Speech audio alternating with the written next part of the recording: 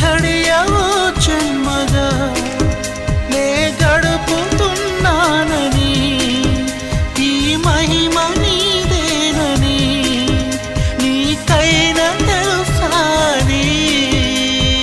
నీకు చెప్పాలని ఒకే ఒక మాట మదిలోన దాగుంది మౌనంగా ఒకే ఒక మాట పెదవో పలేనంత తీయంగా నా పేరు